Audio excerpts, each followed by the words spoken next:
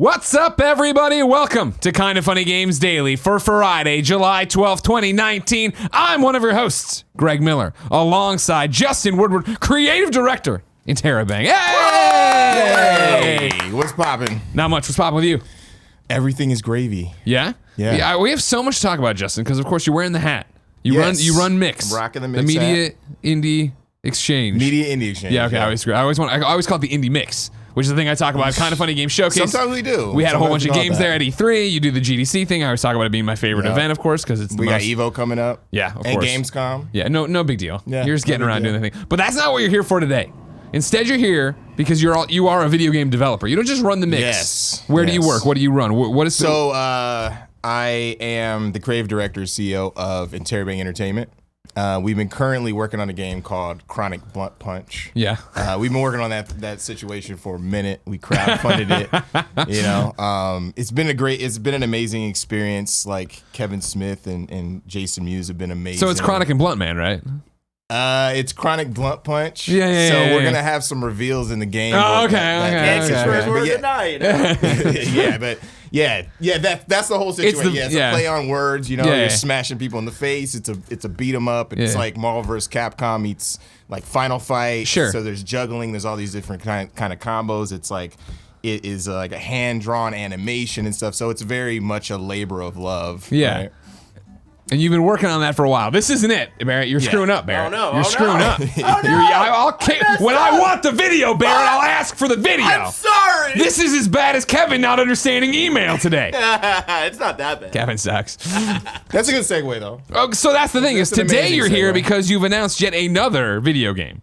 Yes. So we can't talk too much about it. Okay. But we have an amazing reveal happening pretty soon.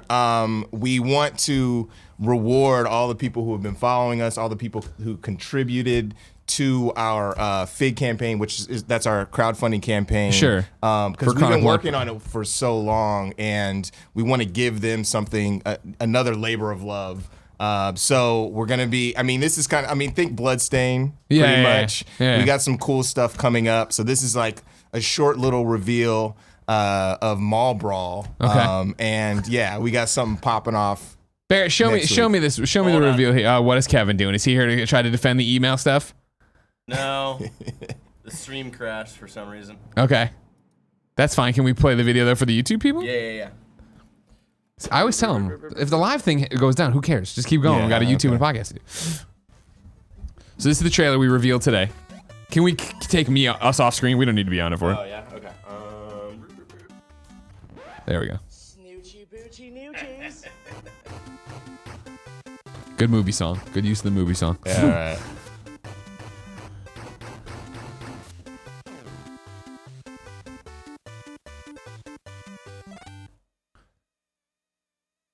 So there it is. Jay and Silent Bob Mall Brawl. The teaser trailer. Brawl, the teaser, yeah. When do they get the full trailer? Get the full trailer next week. Okay. And we're gonna be announcing some really cool stuff when it comes to that. Yeah. So the way what you just described, of course. How long have you been working on the other one? So so Trevor Furman, he was a character in Clerks 2. Uh huh. You know, and I remember it. Good movie. Yeah, Better than Lord of the Rings. yeah, that's the same character. And we connected, and then he was working with us on like developing the design idea behind Chronic Blunt Punch, and then we connected with Kevin. Kevin's Sure. like, it's a green light. Yeah. Let's get this thing popping, and then I like to say popping a lot. Hey, dude, don't worry about it. Yeah, I like to say 100%. Don't worry about it. 100%. One hundo. So we got that going, and we were like, we need to figure out a way to fund this because Kevin was like, look, I don't know too much about video games. Sure. I know the movie industry. We're going to let you have the license, do what you want with it, and raise the funds however you want. So we ended up raising it through a crowdfunding platform. Through FIG? Yeah, through FIG. How long ago was this? I remember it happening. This was in 2016. Okay, So okay. we started. It's been a minute. Yeah, so we developed a game called Super Combo Man, and actually that's going limited run today. Oh, wow, for congratulations. A physical version. It's going up for PS4. But anyway, we were developing that game for PS4 and Xbox One, and then at that time we were prepping for the Jay and Silent Bob game. So we were doing all the back end design work for that game while we were doing that. And then we were working at a Double Fine. This is like a long ass story, but Dude, no, I mean, it gets even more deep than that, right? Because we've known each other for years. When you were doing Super Combo, man, you were doing that out of IGN. When IGN did that, what do they call it? It wasn't the incubator, but like Indie Incubator. Indie Open House. Indie Open House. Yeah. That's right. Where they had a whole bunch of... Yeah, exactly. So that's how we met. Yeah. We were in an incubator at IGN. It was like 4 of us drove up with all our shit from San Diego, and just 4 of us. Yeah, and we rented a place in Emeryville. Yeah. And we were all there working like crazy hours and going to IGN every day, just rocking out development of it until we got a deal with Adult Swim Games, and kind of went from there. And then we just everything kept kind of going on the up and up. I mean, there's always like ups and downs, and that's where I created the indie mix, because at that point we were having issues getting visibility, and sure, it's so hard to showcase an indie game, right? Exactly. So that kind of like came out of that, which was a blessing, and I met so many people. But then so we were developing it there. We launched with Adult Swim Games. It didn't do so hot, and then we got another publishing deal, and at that time we were working at a Double Fine. So we worked at a Double Fine. Tim Schafer, what a piece of garbage, yeah, such an asshole. No, he was fucking cool. Like, and we were in that space for 3 years too, and it was like so amazing. So out of that space, that's where we were finishing up the PS4, Xbox One versions of Super Combo Man. I was doing some other projects, running the Media Indie Exchange, and then we're really ramping up for this Chronic Blunt Punch. Yeah, Jay and Silent Bob. Jay and Silent Bob Chronic Blunt Punch. And that all came about really randomly. It was actually, Buddy Hutton. Yeah, so Buddy was at IPL. Okay. The IGN Pro League. And we met each other. And then when that kind of collapsed, he went to Warner Brothers. Okay. And he's like, yo, I got this friend that wants to make this game. And it was Trevor, and he's like, "Can I introduce you?" And he was like, "Yeah." So he hit me up. He's like, and I was like, "Yeah, I'll give him advice." Sure. And he's like, "Yeah, I got this thing or whatever, and I'm thinking of making you want to meet. I'm in Berkeley, and I live in that area in Berkeley." And so we met, and it was like, Trevor from I can't remember right now his name in Clerks 2. Elias. Yeah, the young guy, right? Yeah, Mr. Pillow Pants. Yeah, exactly. So he lives in Berkeley. Oh, no shit, really? And he's friends with Kevin, and he was like, he asked him a long time ago during like that Clerks 2 era, like maybe 2009, 2010, like, hey, can I make a game out of your thing? So he said, yeah. Sure. So that's how That's awesome though, right? It shows how it works, right? How the video game industry. You just know people, and then I've known you for years. We did the showcase at E3, which is really cool, and that's just how things work. But how it worked was at Double Fine, I met the COO of Double Fine, which is Justin. Sure. And Justin was starting this company called Fig, and so it was really good, really interesting thing where they took investment and pledges. Sure. And that was the whole point of it, right? Where Kickstarter, you're just giving someone or Patreon, give somebody the money, they do it, and they build a business. Whereas Fig lets you, if you get to a certain level, right, become an investor, where you start getting percentage points. Yeah, exactly. So you can pledge just for rewards, or you could pledge as an investor. Yeah. But unfortunately, we were kind of like an early on project. Sure. And so it wasn't fully developed at that time. So we weren't able to collect all of the funding that we needed. So you did the Fig for we did the Fig for Okay. that, because we wanted to kind of do it on our own without a publisher at that point. Yeah. And so you just took the money and ran. You said, Exactly, give me yeah. all your money. If you Askew fans were ripping you off. Yeah. We worked really, really diligently, very hard on the project. Yeah. And it's like, I mean, everything looks just really amazing, and we take pride in the gameplay and the mechanics and like the artwork. Like I said, it's all starts off hand drawn from that kind of art. Yeah, totally. Like pen and paper for Which real. takes time. It takes a lot of time and a lot of effort. And Yeah. and so like during that time, it was just a little bit difficult because we weren't able to collect on those investment funds. So we were like, after that, I mean, Fig was cool because they actually funded out of pocket as much as they could of that. And then we were just bootstrapping from then on. So like folks don't really quite grasp that as we're, developing. They're like, what the fuck is it taking so long? What's happening? Like, this game ain't ever coming out, but it is coming out eventually, right? Yeah, hell yeah. Like, we're constantly posting too. Every week we have an update of the animation and like where the design is going, and then we do bi-monthly updates for our backers and that kind of thing. But like, so we have these opportunities, and Mall Brawl will be another opportunity for folks to jump in. Because this is what you're talking about with the Bloodstained allegory, right, or comparison, right? Yeah. Of like Ritual of the Night took so long. Eventually, Inti Creates came in and was like, "Here's this other Bloodstained game." So it's kind of it's exactly that. Gotcha.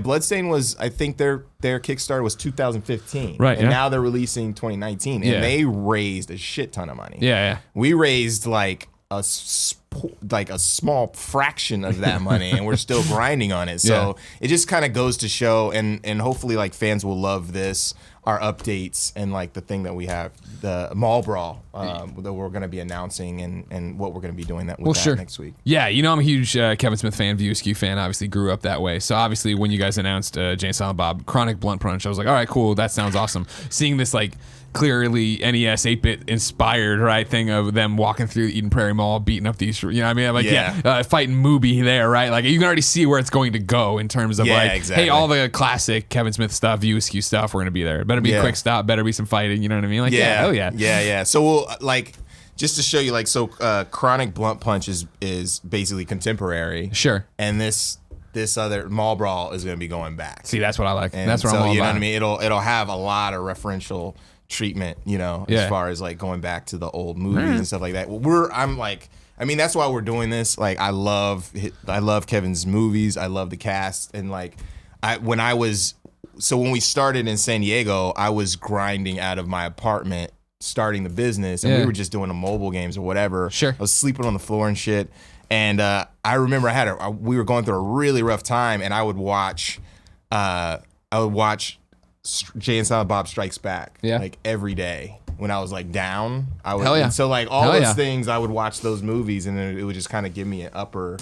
Not upper, what the fuck? Like, I got such a high off of it. Yeah, opioids and stuff. No, but it would just like boost me up. So those really resonated with me. Sure, they mean something, yeah. And also like the whole indie factor of like, we're doing this because we love it, and we're doing this like, from our heart. 100%. Yeah. Before we get, of course, into the news of the day, I do have one question from patreon.com/kindafunnygames, where Magnus Apeland wrote in and said, "Hey there. I was wondering if Jay and Silent Bob Chronic Blunt Punch will make its way to the Nintendo Switch, parentheses, and that the Fig backers could change their PC code for this. P.S. A view askew and review would be nice. Thanks for the content." Magnus, yes. I'm not like looking at the ground and shit. It's hard to see you like the conference monitors down there. Yeah. Magnus. Yeah, for sure. We're working on our Nintendo. We'll be having dev kits for Nintendo Switch, so we will be releasing on that. I'll say that now. Okay. I don't know how the everything will work as far as like trading that in, just because like the logistics of that.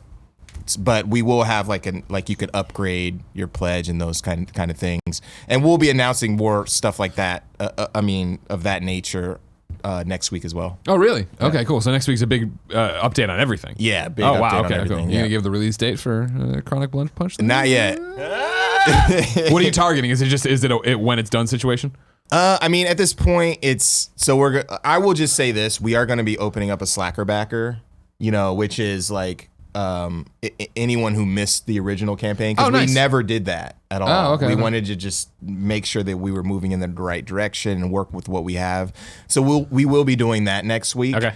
And when we have that, we'll have we're trying to figure out like how this is going to move forward. Okay. You know what I mean? Because like I said, we're bootstrapping at this point, so we need to figure out like it just takes a little bit longer when you don't have like a huge publisher and that kind of thing. Yeah, when you have to do it all yourself, sure. Yeah. Fewer resources. I understand that well. Yeah. Yeah, that's right. Independent. True. Yeah, exactly. Mall Brawl, more information next week. Comic-Con's next week. That's interesting. That's going to be fun. Yeah. But ladies and gentlemen, let's talk about other stuff like what's going on with VR in the future, Splatoon being sunsetted in the Fortnite numbers, because this is Kind of Funny Games Daily. Each and every weekday on a variety of platforms, we run you through the nerdy video game news you need to know about. If you like that, you can be part of the show, patreon.com/kindoffunnygames, with your questions, comments, concerns, and everything else under the video game sun. Then tune in to watch us record it live if everything works on twitch.tv/kindoffunnygames. If you're watching live, you have a special job. Go to kindoffunny.com/you're wrong and tell us what we screw up as we screw it up, so we can set the record straight for everybody watching later on youtube.com/kindoffunnygames, roosterteeth.com, and listening on podcast services around the globe. Housekeeping for you. Thank you to our Patreon producers, Colton Yoder, Blackjack, Mohammed. Today we're brought to you by Hims, but I'll tell you about that later. For now, let's begin the show with what is and forever will be the Roper Report. Time for some news. 4 items on the Roper Report. A baker's dozen. I guess 5 if you count the fact there's a news story that Kevin doesn't know how to use email. Number 1.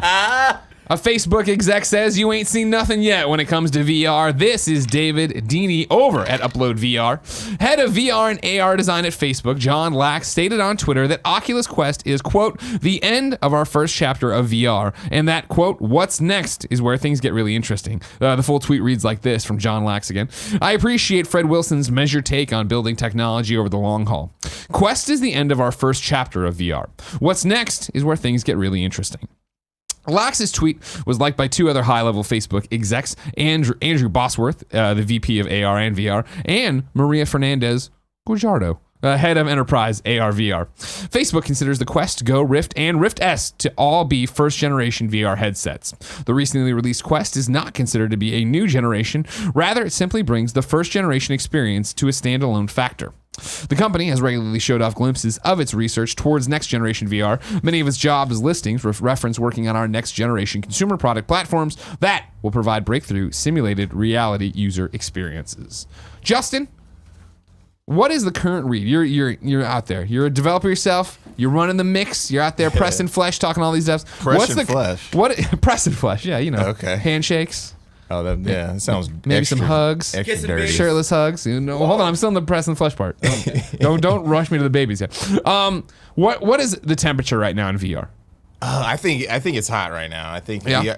I mean, it's a weird space to be in if you're a developer, because with VR, there's not a huge audience as far as making money. Yeah. You know, like just straight. And I think that's why you don't see AAA companies going in and making these amazing, comparatively, right? Such a small user base compared to a PlayStation 4 or PC. So how it helps developers in the space is that, like, they're looking for, Oculus and Vive and all these companies, Samsung, they're looking for really cool content. Yeah. So they're willing to shell out a bunch of money to the developers, which will help them get to their next project or have something in the pipeline so they could keep eating. And they're also, making really cool content, really cool games, and also helping to build their experience as well. So it is very helpful within what is it called? Like, just in the industry in general. Yeah, communities or smaller developers, right? Yeah, exactly. And so I think with the Go, I have Oculus Go. You know what I'm saying? And like Oculus Go I think it's great. Like, it's one of those, like, let me show it to my uncle, let me show it to my, my mom or, my girlfriend or whatnot. Check out this VR experience. Right. Check out Jurassic Park. Check out this porn or something like that. Snuck that shit in there. I mean, that is definitely. The Go, that'll be something that moves it forward for sure. The Go is like definitely a porn machine. But like, if you look at the Quest, like the capacity for what it could do, it's not as it's not as powerful as the Vive or the Oculus. But like, does it Rift. matter, right? We always talk about it on this show, and like it is good enough. PlayStation VR was successful because it was good enough, and not expensive. The Quest is the one where I put it on, and I know the Rift S or whatever, or the Rift R or whatever the hell is going to be, like, it's going to be amazing and way more blah blah blah. But like, having that Quest on, having nothing tethering me, tethers, and it's like so fucking light, and totally. just going around and having that experience that's real crisp, it's like the right direction, and people are like, when they try that, they're like, oh shit, this is real, this is a good experience for sure. Like, I do a lot of stuff with PlayStation VR because that's my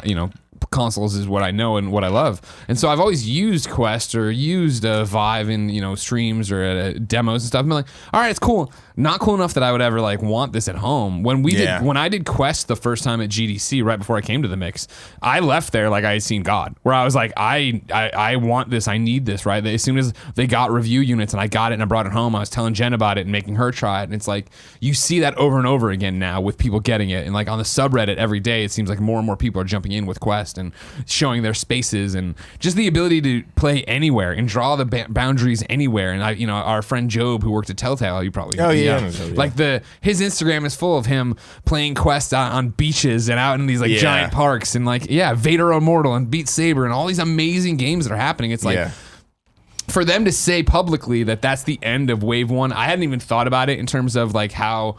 We talk about the ongoing VR technology and how fast it's going, but for them to be like, no, that's still Gen 1. Like, wait till you see what you're about to get. Like, fuck yeah, I can't wait to see. I believe them when they say that, and I think there's a lot of people who are doubting where things are going, but I think that they hit the nail on the head. Do you think it ever gets mainstream enough where people are making money on it?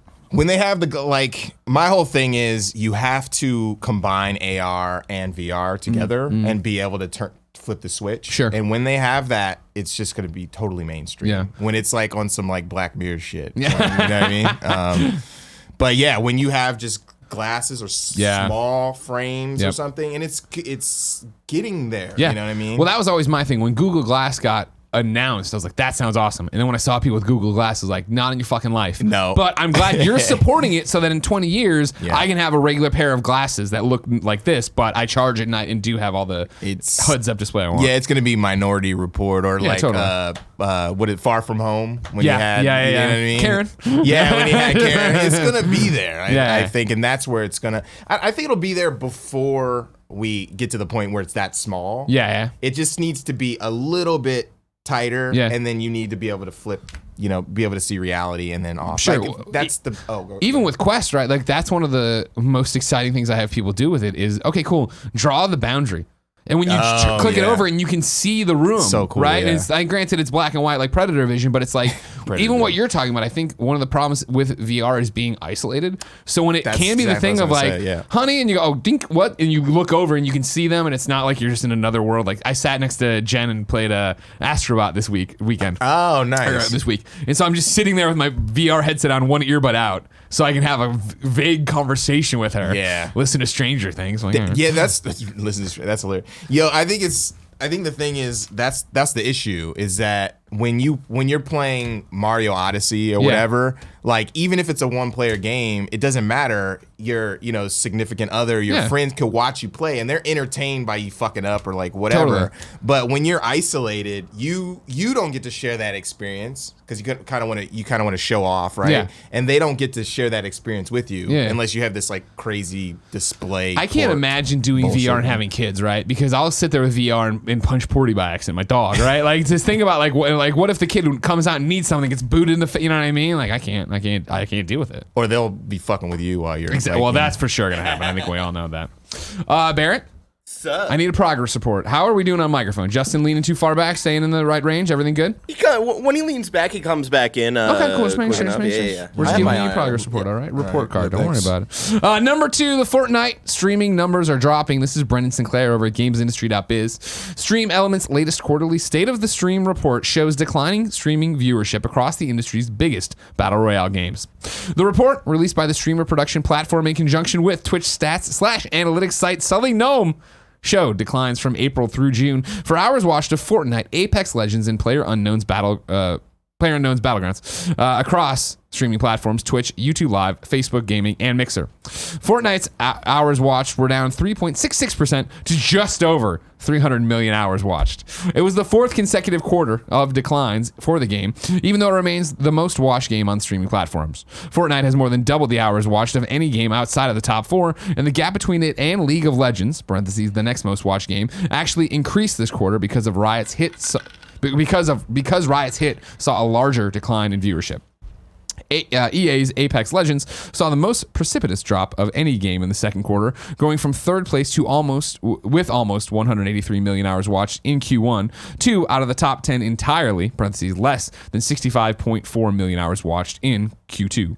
The last Battle Royale game in the top 10, PlayerUnknown's Battlegrounds, also saw declines quarter over quarter, dropping 4.3% to 65.4 million hours watched and sliding from 9th place to 10th.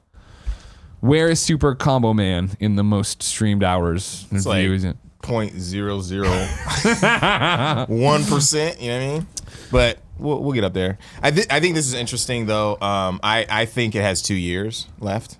Battle Royale? Fortnite. Oh, okay. I think it has like around 2 years before it declines, and I think that's why. What do you think happens in 2 years? Like something... they're gonna have to graduate to something else. My whole thing is I feel that the kid, it's generational. Sure. So Minecraft kids were jumping into Fortnite because they wanted to play, they wanted to play a battle royale. Yeah, they wanted to shoot shit and build shit at the same time. And they graduated from the blocky, interface and that kind of thing. And then they're going to graduate. But then also people are going to get tired. Obviously, I mean, like just people get tired of the same thing. And that is why I feel Epic is snapping up all these studios and stuff. They got to get ready for the next shit, right? Right. Like, yeah. No. That is right. Future proofing. They understand that right now they're making money hand over fist with Fortnite, but that can't last forever. So let's take that money, turn it around, and build it into a business platform. Yeah, and then have more games that have that same integrity. Right. When you are making games and you're an indie developer and you're part of the industry, how much attention are you paying to trends like this and what you've seen with not only streaming but then also obviously battle royale and stuff? I mean, I'm paying close attention to all this stuff. I mean, number one, because I have to have my ear to the street because of the Media Indie Exchange, sure, right? And I want to see what trends are moving forward. And also, I'm working with a lot of the platform holders themselves, because they're sponsors and stuff. But as a developer, I'm paying close attention to see what may be next. But since indie developers are very agile in being able to make something quick. But at the same time, we can't compete on the level that these guys like Fortnite pivoted, right? Yeah. Big time. It was a completely different. Obviously, everyone knows that it's a totally different game. So they already had all the tech there to make this thing, this amazing thing, move to where things were going, right? Mm-hmm. So what was interesting with indie developers is indie developers will have this cool idea that maybe 5 or 6 years out, because they don't have the resources to make that happen. And then it takes them 8 years. And by that time, they're not on the leading edge. Yeah. So what I've seen that works a lot, more properly is like understanding, like surveying what's happening, seeing what's next, and then figuring out what we can build within 2 years or 3 years that may not have the fidelity of something crazy like Fortnite or Battlegrounds or whatever it is, the next big thing. But be part of that wave, right? Of like, or be ahead of the curve, and then maybe you get snapped up. Yeah, you know what I mean? Like you were saying, Beat Saber. Now there's like 1,000, clones and shit like that, right? Yeah. But I definitely think, what's happening is. I'm interested to see what the next wave of. I can only imagine. I hate that question. People always write in like, "What's gonna happen in 5 years?" Like, you don't even know. Yeah. What started with DayZ, right? Like.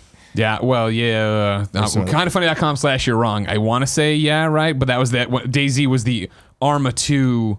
Mod, right? Yeah, that got it all going. Yeah, and then Rust was in there too. Like there were so many different weird things that. And then it just evolved into this thing. But that was like 6 years ago, right? Yeah, I remember Mitch Dyer at IGN playing Rust and stuff like that. Yeah, I remember the first time I walked by fucking Charles on Yet Desk at IGN, and I was like, "What is this?" And he's like, "It's a thing called Minecraft." I'm like, "This looks like garbage." I felt the same way.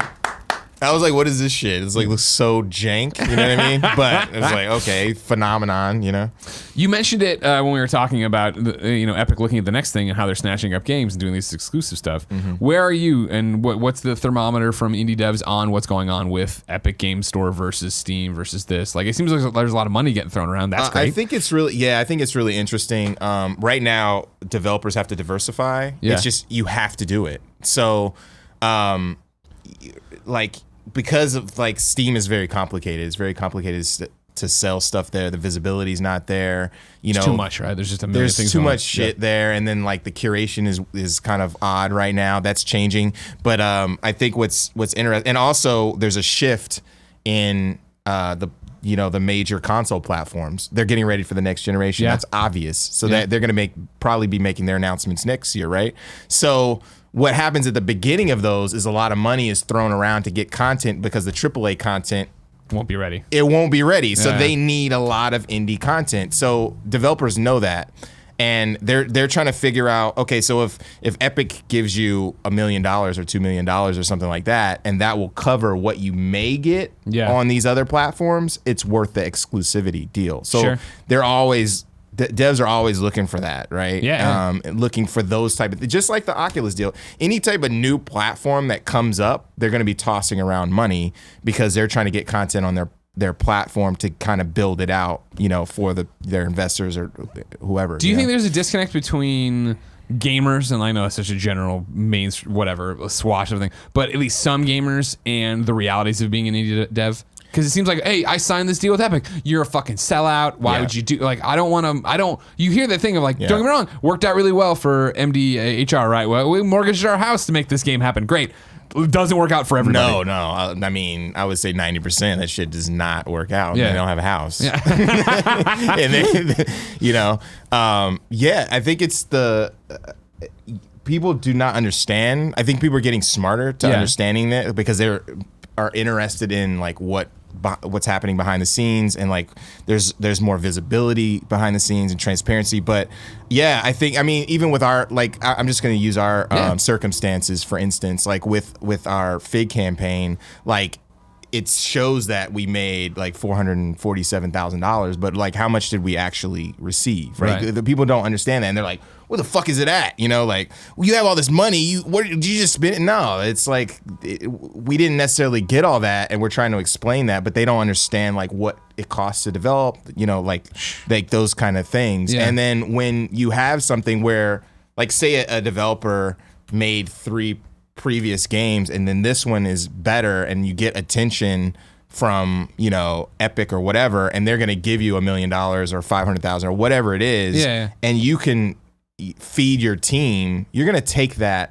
You know what I mean? Because keep the studio going, right? Keep the studio going, because it's a marathon. It's not, you know what I mean? You're not doing this one, you're going one game at a time, but you're not one and done. You're not. We made our game, guys. Shut down everything. So like with our studio, it's like, I know we released one game. We released Super Common Man, didn't do super well. We're going to be releasing Jay and Silent Bob. That's not where it stops. So if I could find different things to help us get to that point, then we're going to be partnering with people. And if you think it's selling out, then you don't understand that, we're people, or these developers are people, and they need to live. We're not bankrolled like EA or whatnot. You know what I'm saying? And I think the hope is sometimes like Double Fine just got, snapped up, right? Like fucking Tim Schafer. That's sell out. That's hilarious.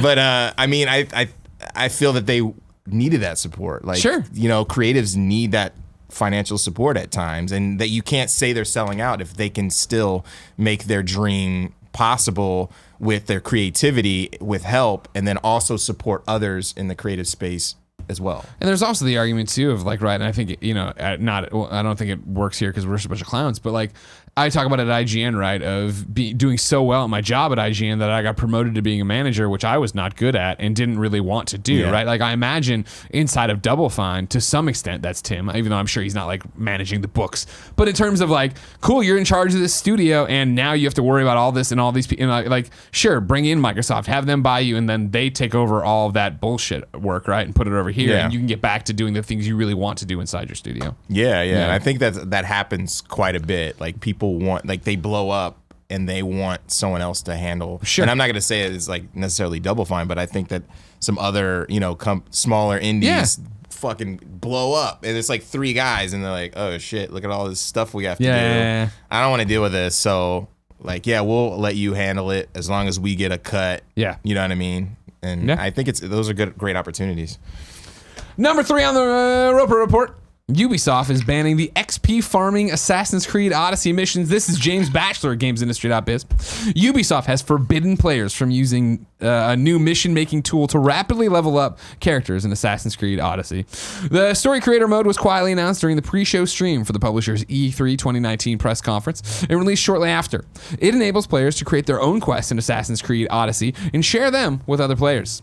Inevitably, some players have been using this to exploit the game's leveling system, creating easy quests that yield significant amounts of XP. But Ubisoft has now banned the tools users from making...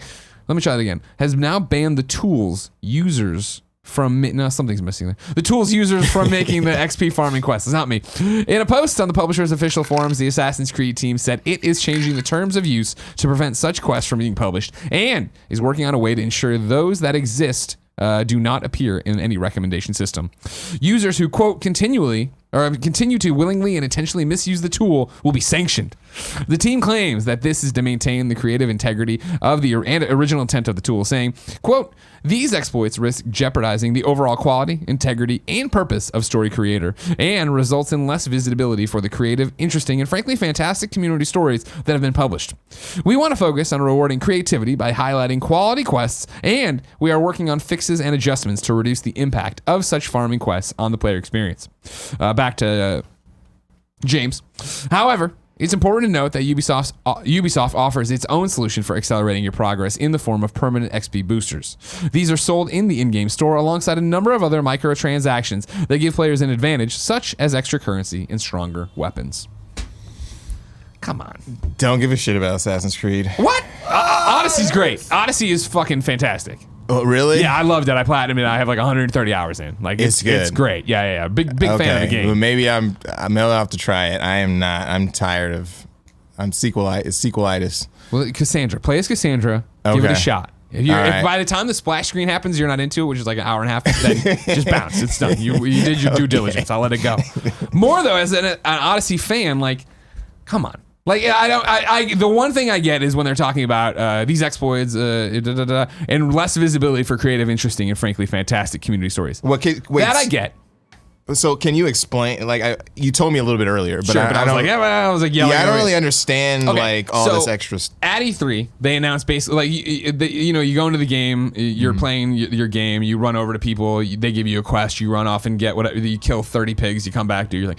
They at E3 announced that, hey, you can make your own quests now. So you can write your own dialogue, you can put in your own objectives, and you go on your computer, you set it all up, you write the dialogue, if this, then that, you know what I mean, blah, blah, blah. And then you publish them, and then people can download them and go do them in their game and then get the XP for it. Oh, I see. So I've been noodling writing one about how much KFAF sucks, and I want to, make fun of Nick and Andy in it. Haven't done it yet, but I will.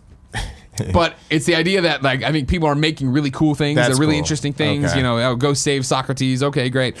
And then there's people who are doing the ones that are like, cool, walk over there and get that thing and bring it back, and now you get 1 million XP or whatever. Oh, okay. And so it's like I understand. First off, to James's not accusation at the end though, he's like, it's important to point out that Ubisoft.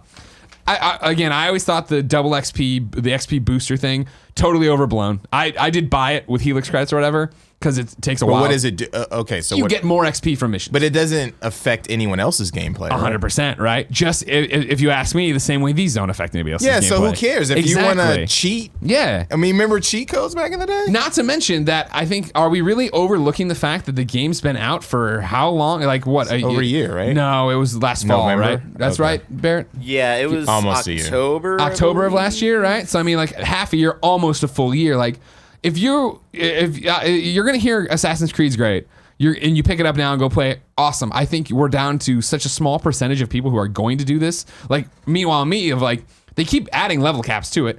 There's no way in the world I'm ever going to play enough more Assassin's Creed to hit the new level cap. So if I really wanted to, why not let me go in there and cheese it out? Yeah, they should just let you do like, and there's got to be a way in terms of shareability of, we're still promoting, and this is the things you talked about it with Steam, but it's the same thing with PSN, right? For games, it's the same thing with Xbox Live in terms of discoverability.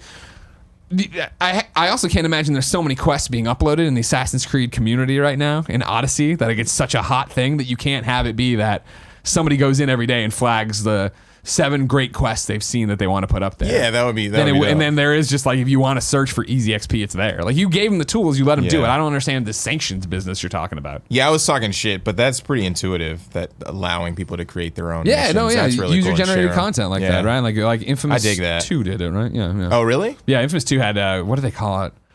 Kindoffunny.com/wrong. UCG, user generated user created UGC, user generated content, where they let you make little missions for cool and stuff like that. That's interesting. Yeah, it's a cool idea, and I think that, again, what I've always said, even if you don't like Odyssey or Assassin's Creed period, I appreciate that Ubisoft took their foot off the gas and was like, all right, we're not annualizing it. It's going to be, this game's going to breathe an entire year on its own. That's what they said. Yeah, so they continue to support it with DLC. They're still doing the Atlantis DLC. They're putting this in there. They do like monthly drops of new things and quests. I like how these teams are lingthening. Yeah, totally right. And like over a year, because it's like, I mean, yeah. Odyssey is such an amazing world that they made for ancient Greece that I will eventually go back to it. I'm not somebody who sits there and goes, man, I need to get more XP and so I'm going to grind out these stupid missions. But in the same breath, like, the game already, I feel, is pretty easy when I'm max level and I have my poison damage is off the charts and stuff. Like, just let them be. Let them be, Ubisoft. Barrett. What's up? Let them be. Yeah. Barrett, I have sad news for you. It's no. really sad news for Andy, but he's not here, so it's for you. Number 4, it's time to say goodbye to Splatoon events. This is Kevin at GameSpot. This is so after 2 sad. years, Splatoon 2's final Splatfest event will take place next week, marking the end of the game's monthly competitions.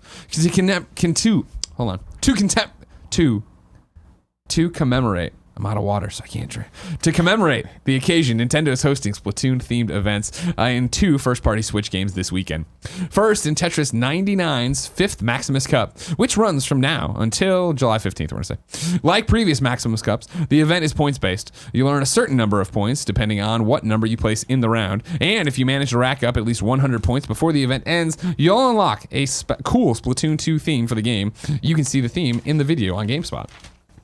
In addition to Tetris 99, Super Smash Bros. Ultimate is holding a Splatoon-themed Spirit Board event this weekend, which likewise runs from July 12th through the 15th. Throughout the event, various characters from the Splatoon series will appear on the Spirits board every hour, including the Legend-class Squid Sisters. Wow.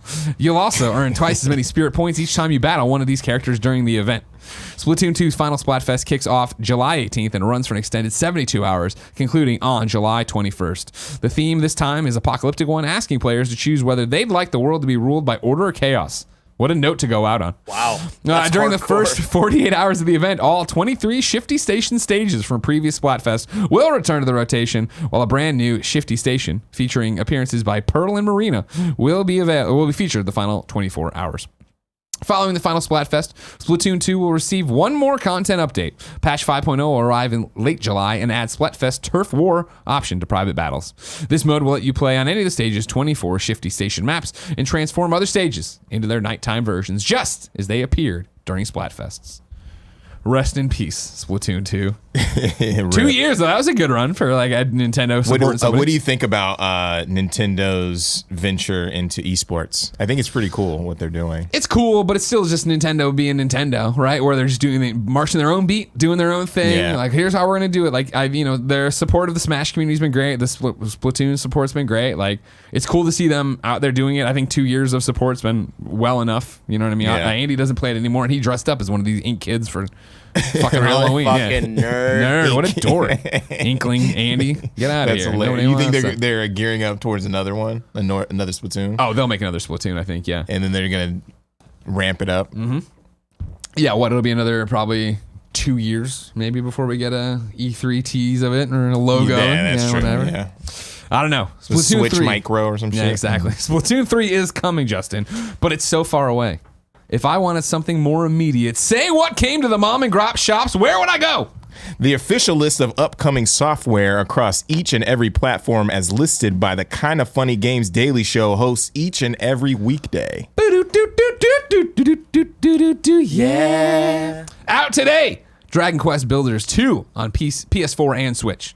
Lethal League Blaze, PlayStation 4, Xbox One, Switch. Agelios, PS4 and Xbox One.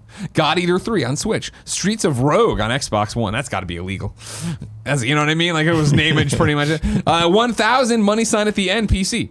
Polymole, PC and Mac. Neon Slashers on PC. Royal Life, Hard to be Queen on PC. Oof, man. Clear. Download TurboTax and Royal Life, Hard to be Queen. You got yourself a weekend on PC. Spy Tactics, PC and Mac. ISO Tiles 2 on PC and Mac. Super Mutant Alien Assault on Switch. Mad Bullets on Switch. Distrust on Switch. New dates for you? A new generation of Call of Duty multiplayer is coming. Mark your calendars for Thursday, August 1st, when Activision and Infinity Ward will reveal the multiplayer universe of Call of Duty Modern Warfare. Then, Pokemon Go, this is from GameSpot, an update for you. Like Pokemon Go's monthly Community Day events, the NT Raid Day will be held around the world, but it will only run for 3 hours from 4 to 7 p.m. local time during, Sunday. It's Sunday. What's the date on Sunday? I remember this. I read it. So today's the 12th, 14th. Okay. So it'll run from 4 to 7 p.m. local time on Sunday the 14th. During that window, you'll be able to encounter NT in 5-star raids. Once the event ends, however, NT will leave Pokemon Go once again. So you only have a couple of hours to battle and catch some before the legendary departs. We both fucked up. It's Entei. Entei? Yeah. It's been. I think this is Gen 3, and my knowledge of Gen 3 is just so very loose. And You're whatever. a fake Pokemon fan. Just admit it. All right. Thank you. I'm going to be out there on Sunday 4 to 7, me and Jen catching this thing. What is it? I don't know. But Name one other Pokemon besides Porygon. Hold on. Yeah, fuck off. Mankey. Okay. There you go. All right. Pikachu.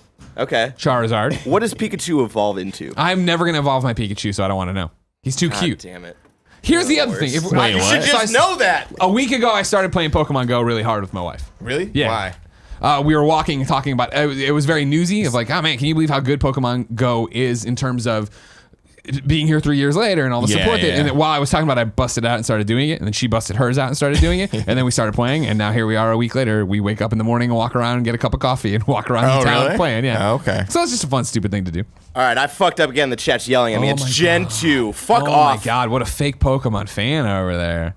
You don't even know how to say his name in in the first chats? Are people place. talking shit in the chats? Oh yeah. Okay. We don't look at it. He only sees the chat. Oh, okay, cool. This is a polished news show. That's why only Yeah. "you're wrong" pops up here. And then a whole bunch of people are yelling at you when you're wrong. Yep. Shout out to Ill Grill Chill, who's all over it. That's a dope name. Ill Grill Chill. Ill Grill, yeah, exactly. The Pokemon fan. I tell you what, Barry, you've embarrassed me for the last time. Final new date for you is Minecraft Earth closed beta invites are going out in the next 2 weeks. You can go sign up right now at earth.minecraft.net. That's for the Minecraft Earth AR phone game. They're all over the place. They're doing that. Stop making all these real games. Just make AR mobile games. You're done. You make $1 million apparently.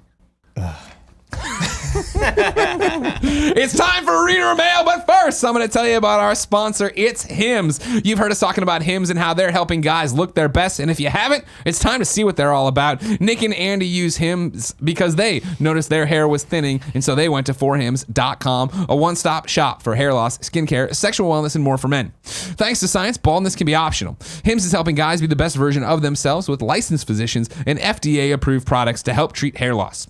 Hims was created by a guy that knows some men's health conversations are easier online than in person.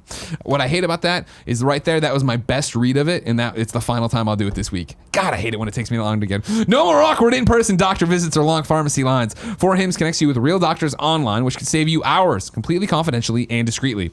Answer a few quick questions, a doctor will review it, and if they determine it's right for you, they can prescribe your medication to treat hair loss that is shipped directly to your door.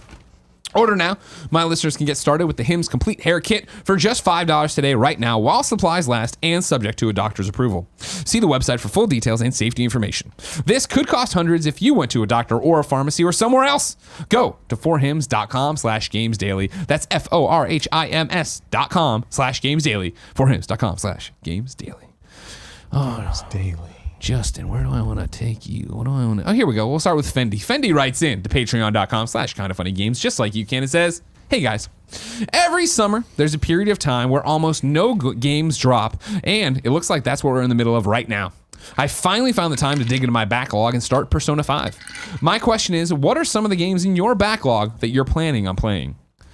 Just, do you ever have time to go to your backlog anymore? I don't buy this thing. Yo, I buy so many fucking games, and they're not opened. It's ridiculous. Yeah, it's bad. Like the amount of games I have in the rack on the in shelf. the rack, Yeah, just yeah. stacked up. Like Yeah. I went back. This is nuts. Metal Gear Solid 5. Yeah. Oh my God, really? So far back, and I Yeah. started playing. I was like, "Oh my God, this game is amazing!" And I'm telling everybody I'm playing. It's like, "Yo, Where you been? that Yeah. latest shit." Look you at me. know? I'm playing Pokemon Go and acting like I'm breaking news over here. Yeah. I'll tell you one though. Mario Maker 2. Yeah. I just got that last week, and I can't wait to fuck around with that. That's my thing. I think it's slower than it often is, but it's still going. Like, you know what I mean? Like, Mario Maker 2 just came out, right? Yep. Ultimate Alliance 3 is next week. Like, there's games to I'm play. looking forward to that. Yeah. Right? Like, I remember in the old days when I started at IGN, the story always is like, it used to be the real dead times where it was like you got to fall and that's when things kicked off. And I remember moving here and having just my Wii and sitting in the spare room I was renting from Micah playing Paper Mario on the Wii, whichever one that was, I can't remember. And being like, nowadays that would never happen. Because I was like, I got nothing else to play. This seems interesting. And I enjoyed it fine. I didn't love it or anything. I can't even remember the full name of the game. But I remember playing it because I was like, I got to play something. There's actually nothing to play. Whereas now it's like every day there's 900 games we read on here. Yeah. My friend Pedro. Yeah. Looking forward to that. Yeah. Well, see, I'm late, but like. I played it at GDC and I was like, I don't know. And then Barrett played it and he didn't like it. And I was like, well, then not even going to worry about it. Yeah. Unfortunate. Yeah. I'm trying to think of anything else that's like. I just on the look list. forward, or then somebody tells me about a game like Moonlighter that's from last year, and I'm like, oh, that's great. And I played it nonstop like an idiot. That's awesome. Yeah. Oh, I haven't played Bloodstained. Yeah. Yeah, I jumped in and tasted it. I know Andy's been playing a lot of it. Yeah, I want to jump in and play that. One I'll put on your radar is Katana Zero. Oh yeah, have you not played Katana Zero? I know. I know you developer. know. Yeah. I played it back Okay. in the day when they were at Adult Swim Games. Yeah. And then now they're at Devolver. That game's fucking badass. Game's awesome. Yeah, that game definitely. is sick. I gotta jump on. But I even just- like this is what we're talking about. The backlog we're talking about is from 2 months ago. Like, it's not, where he's reaching a Persona 5 at least. I'm like, that shit's gone. But that's so far gone now in the yeah, I there's can't- so you much gotta fucking do stuff it. coming out. Yeah. It's just that's rough, and I don't have like you know what I mean. I don't have tons of time. Well, yeah, you're making the games and then making the mix happen. You got Yeah. things going on. Here comes a question from the Nano Biologist. Again, patreon.com/kindoffunnygames, and I want your take on it, Justin. So Google is putting their AI against StarCraft 2 players soon for some test matches, and it reminded me of EA's plan to add AI to their multiplayer games. If Google's AI does well and makes smart plays /passes, make smart plays /passes the Turing test, do you think this will become a new feature of Stadia? As in, developers can choose to add Google's AI to their games to make matchmaking more full /compelling to people. Or will Google possibly have it added to more than just Stadia and make EA's dream more of a reality? I think it's an interesting concept. Yeah. But I think that so are they like saying that they would have bots, like AI bots that you would play against as opposed to players, and then they would basically say that they're players?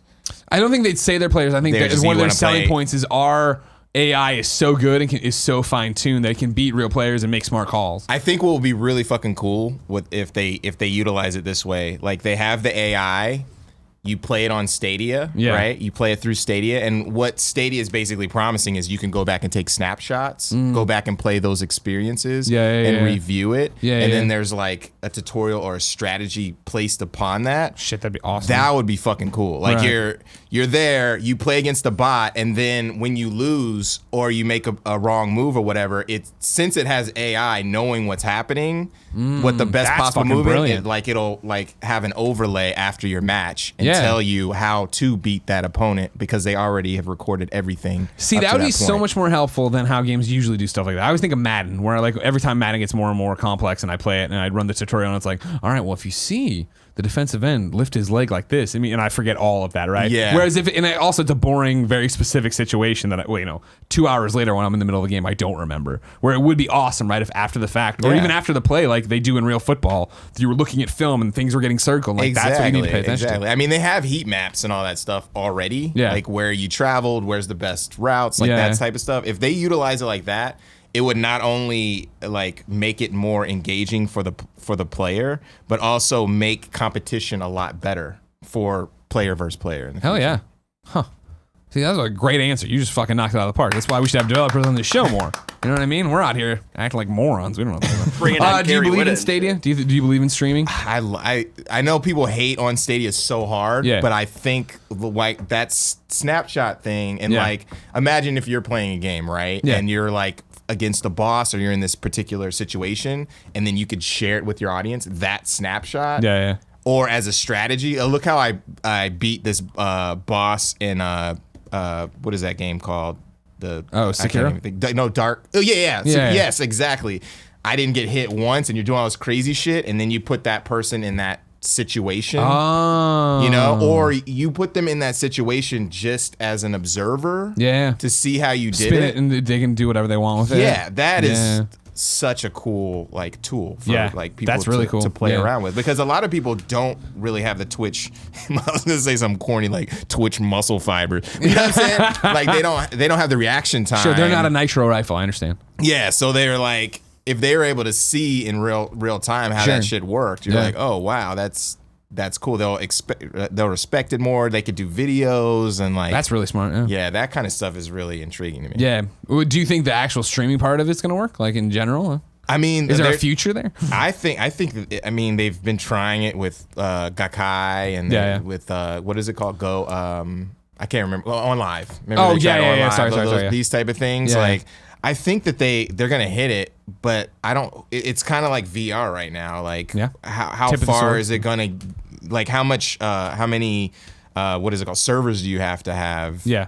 To Like, actually make it make sense. to yeah. make it make sense and work. But I saw one of my friends is a technophile, so he was playing on his like what is the Chromebook? Google Yeah. Chromebook playing Odyssey Yeah. on like a 50-inch TV, and Yeah. it was flawless. Yeah. Like, and I was like, wow, Yeah. that's dope. But obviously we're in the Bay, so Obviously. you know what I'm Yeah. saying? Like it's Yeah. gonna. That's it's why gonna I'm work. excited for it, right? But I also understand that, yeah, like the internet isn't like that everywhere. Yeah, if I'm in Ohio, like I was last week, and I'm trying to do that shit, it's just like boo boo. Yeah, Ohio sucks. No, it's amazing. What are you talking about? Wait, man? you're from Cleveland. Yeah. it Oh, you sucks. are? Yeah. Oh, I'm from Columbus. Oh, okay, yeah. Different parts. Columbus might be cool. Cleveland sucks. Cleveland sucks. Why do you like it? You rep it, though. Yeah, 216. What's up? Okay. Borzen 00 gets the final question of the day and says, "Good morning, Greg and special guest. There's been a lot of talk about how a game's DLC comes out too far after the game has come out, and I always felt people were just complaining about nothing. But I will be silent no longer. The Messenger DLC came out yesterday, and not only did it not remember that I beat the game on this save, so I have to do, as the kids would say, get good again and beat the game again, but then in the DLC I hit a brick wall where I feel to win you have to be some sort of godlike command over the controls and mechanics. I get that this is an indie studio, and I'm all for difficult games, but am I crazy to say maybe a DLC should not be the hardest challenge to the game unless it is advertised that way? Or am I just complaining I am not able to rush through this DLC? Parentheses, BTW, the DLC is fantastic, and I am being super nitpicky here. Everyone should go buy the Messenger and play it. Borzen 000. Borzen, Shout out to Sabotage. Right, I'm that was the already most. there. You were all over the map there, Boris. I don't even know where so you love the DLC, That's but you're mad. random. And then you're like, also I like his thing here where he's like, yeah, it didn't remember I beat it on this save, so I had to get good. Wait a second, like you said, you already playing the DLC, so what? You were like, it saved the level before you beat the boss. Like you're fine, buddy. All right, you calm down, and that's on you, I bet. And he bought it. Oh wait, it's free. Yeah, it's free. But yeah, I you have to forgot. have a save for the DLC. You have to have a save that's already beaten the game because it's all post stuff content. Yeah. And I've heard great things about it. It seems like everybody loves it. I saw love it. the Messenger. Like, Yeah. and I love that studio. They work their asses off. Like I'm confused about the question. I think the main question is something we've talked about before, and I always use Horizon Zero Dawn as my example. Not in really difficulty, but kind of I love games, and then DLC will come months later, and you jump in, and you've played 90 games since then, and you're like, wait, what the fuck do I do in this game? Like, you know what I mean? Like, yeah. So like Horizon, when they dropped Frozen Wilds for me, it was awesome, and then immediately I was like getting a thunder jaw was like slamming. I'm like, oh fuck, and it was like 15 minutes of trying to remember how to play and get back to that muscle that was memory. like Breath of the Wild for me. Totally, right? Yeah, exactly. Trying Like, to jump in. I was like, how do I trying to- cook? What? Yeah. How do I cook? Yeah. So like there is something to be said for that, and I think that's what Borzen's talking about, especially in a game like Messenger, where even before then, right, it was very much inspired by Ninja Gaiden and Symphony of the Night and stuff like that, of like platforming and using all your different skills and mechanics to get through stuff. I can see where that would be jarring to jump back into that world and have the DLC be super hard. So he's saying like it came out way too late and it's difficult. He's saying that he loved the game when it came out, and now he's jumping back into it, and the DLC seems harder than the base game, and so he's getting his ass kicked because he no longer has that muscle memory or the Twitch skills, as you were talking about. Yeah, right? yeah, Twitch muscle fibers. Yeah, I love that Twitch muscle fibers. You gotta start using. Yeah, well, I think the thing is they may not have been aware how difficult it is, because if you think about it, like this small studio, they're playing the shit out of this game all the time, so they would be like, oh yeah, you see me do this, all this bullshit, like, and then when it comes to the public, maybe they tested a certain amount of time, and those people are good. Yeah. So the general audience, they didn't get that. Maybe they didn't get that feedback. Well, there's also, and I mean, you know it, I think well too, especially for these retro-inspired games, that I think there is we want it to be hard, right? There seems to be an audience that does crave that. That's what repels me from a lot of games. But like, so many people do want to be punished. Yeah, and I could see that with the Messenger. I mean, I played Ninja Gaiden recently again. The OG one. And it's just that game is just like punching the face hard. Yeah, the enemies are just keep respawning and get the fuck out of here. You know what I mean? Like, so I don't know. Who wants to play this? But like, even like we just did a party mode that isn't up yet for Mario Maker 2. And it's the same thing of like, my level only has 2 clears and 500 people. I'm like, that's a bad level. And like, but people are like, no, it's the challenge of it, right? Of like, Barrett did Andy's level, right? Of slamming your head into the wall over and over and over and over again until you finally get it. And I don't know why you would do that to yourself, Barrett. To say to Andy Cortez to his fucking face when he gets home, fuck you, I beat your level. That's why you do it. That's why you do it. Damn. Okay. I mean, you don't do that to a developer. If you beat a really hard developer game and you meet them, you say, hey, that was a great game. Yeah. I love it. But if you see Andy Cortez and you beat his level, you say, fuck you, Andy. I beat your level. Jeez, man. But only like 3 people can say that, so I guess that's the rule. No, there's been like 70 clears on it now. Oh, really? Yeah. We were just really bad. We're just bad at the game. I understand. Yeah, I don't have those skills. Justin, it's time to squad up. This is where one of you writes into patreon.com/kindoffunnygames, giving me your name, username, platform of choice, and why you need help in a video game. I read it here. The best friends come and find you, and everybody plays games together. Today, Farmer Josh needs help on the PlayStation 4. Farmer Josh's PSN name is TheFarmerJosh, all one word. TheFarmerJosh says, hey, y'all. I've been playing Dying Light lately, and would love to earn the co-op trophies in order to inch closer to the platinum. I'm hoping to get a crew of 4 people together to play the game for a few hours and earn these trophies. If you want to play Dying Light with the Farmer Josh, hit up the Farmer Josh on PSN, all one word, and get them dang trophies. We ask people watching live on twitch.tv/kindoffunnygames to go to kindoffunny.com/you're wrong and tell us what we screw up as we screw it up, so we can set the record straight for everybody watching later on youtube.com/kindoffunnygames, roosterteeth.com, and podcast services around the globe. Ilgirl Chill says the first battle royale mode for Arma and Minecraft the first battle royale was mods, for Arma and Minecraft in the early 2010s. There's also a Japanese mobile game called Bitum Online that was inspired by the Japanese movie Battle Royale in 2016. Lord of Pone writes in and says, only thing wrong about today's show has been Greg not asking Justin where he got that cool jacket. I got this cool jacket in Argentina. Huh. Actually, it was tailored. So I did an event at everybody. No, so people don't know that Argentina is one of the most they consume the most cows. They love steak, right? And they have a lot of farms. Yeah. And so, what?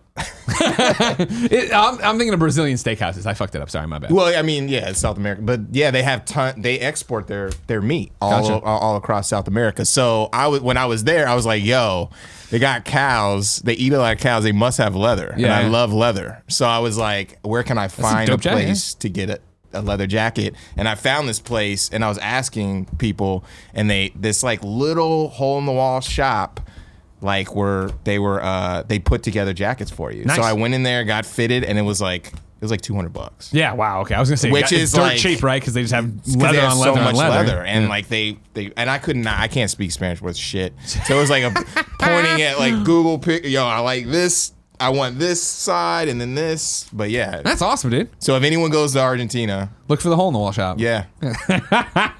Boris in 000 says also don't forget about the Kebabs Lego thing. Thank you. Kebabs, email me so I put an extra the housekeeping. Remember, kindafunny.com/Lego. We have the podcast studio in Lego Creative right now. This whole studio. Oh, really? Built into the Lego thing, and if it gets enough votes, they have to actually look at it and see if they want to publish it. That's cool. That's so go super to cool. kindafunny.com/Lego. Vote for Kebabs thing. You do have to register, but it takes 2 seconds. Ill Grilled chills back to say the Paper Mario game on the Wii was Super Paper Mario. Thank you very much. And then Omnivision says currently in a suburb of Cleveland, getting 500 megabits down and 50 up. So you'd be fine for Stadia there. Okay. That's all he's saying. You know what I mean? Yeah. Cleveland True. still sucks though. You know Ladies and gentlemen, let's go run through your hosts for next week. It's a banger of a week. Monday, it's me and Trisha Hirschberger. Tuesday, it's me and Jacob Decker from GameSpot. Wednesday, it's me and Gary. Thursday, I head to Comic-Con, so it's Andrea and Fran. Friday, then it's Fran and Andrea. Justin. Boom. Gonna be a big week for you next week. Jay and week. Silent Bob, Mall Brawl. Something's Brawl. happening. Maybe a full announcement. Something happened next week. Some things. Some other stuff happened with the other game too. Yeah. Big deal. Chronic Blunt Punch. Yeah. Where can people keep up with you? You could follow us at Interabang ENT on Instagram and Twitter. What other platforms are like? That's pretty much it. I mean, That's a great pretty much one. it. Yeah, I mean, Facebook if you're like 36 plus. You know what I'm saying? There's no lie. If you didn't know, ladies and gentlemen, this is my Kind of Funny Games Daily. Each and every week, down a variety of platforms, we run you through the nerdy video game news you need to know about. If you like that, be part of the show. Patreon.com/kindoffunnygames. Watch Twitch.tv/kindoffunnygames. Watch YouTube.com/kindoffunnygames. Watch RoosterTeeth.com. Listen, podcast services around the globe. Justin, you killed it. Thank you so much for coming in. Thank you. Until next This time. was dope. It was? This was amazing. Was it as dope as your jacket? It was doper. It was cool. It was a cool experience. Wow, and I like cows too. They're good. They're good to eat. Until next time, it's been our pleasure to serve you.